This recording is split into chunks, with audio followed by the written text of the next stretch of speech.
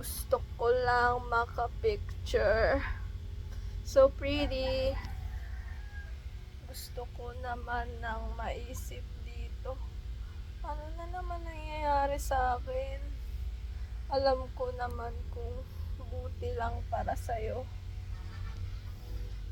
Wala na tayong magawa sa buhay natin. Kailangan po namin ang iyong panuri sa iyo. Gusto ko naman makasama ulit sa susunod na buwan para din sa'yo.